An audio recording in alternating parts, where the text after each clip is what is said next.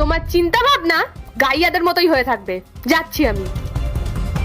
রিয়া, রিয়া, রিয়া, তুমিই ভাবো কোনো বাড়ির বউ কি এরকম থাকে যেইভাবে তুমি থাকো? যে আমাদেরকে ভালোবাসে, আমাদের কাছের হয়, সেই আমাদেরকে বাধা দেয়। আর তার এই শাসন যদি তোমার খারাপ লাগে, সে আর কি বা করতে পারে? তখন তোমাকে সে সেই অবস্থাতেই ছেড়ে দেবে, যেটা আমি তোমার সাথে করলাম। রিয়া, তুমি তো আমার একটাও কথা শোনোনি, তাহলে আমি আর কি করতে পারি বলো?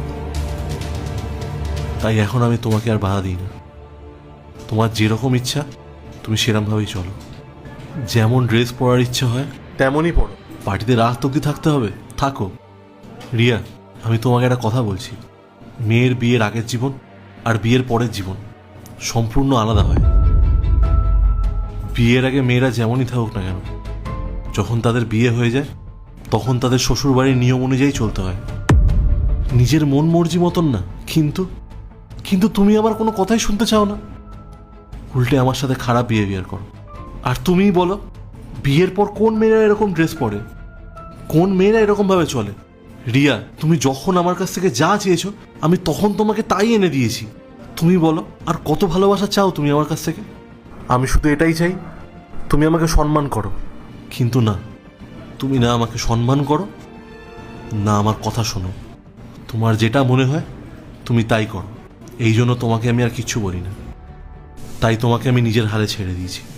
তোমার যা ইচ্ছা তুমি তাই করো। আর সেই কারণেই আমি না তোমাকে পার্টিতে যেতে বারণ করব, আর না তোমাকে এই ধরনের ড্রেস পরতে বারণ করব। তোমার যা ইচ্ছা তুমি তাই করো। তোমার জীবন, তুমি যেভাবে খুশি সেভাবেই থাকো। ইন্দ্র, আমার ভুলটা আমি বুঝতে পেরেছি। আমার এরকম করা একদম উচিত হয়নি। আই প্রমিস, এরকম আর কখনো হবে না।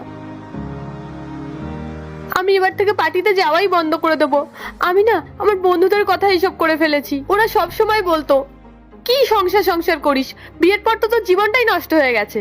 আমি ওদের কথার জালে পড়ে এইসব করে ফেলেছিলাম। কিন্তু আমি তোমায় কথা দিচ্ছি, এরকম আর কোনোদিনও হবে না।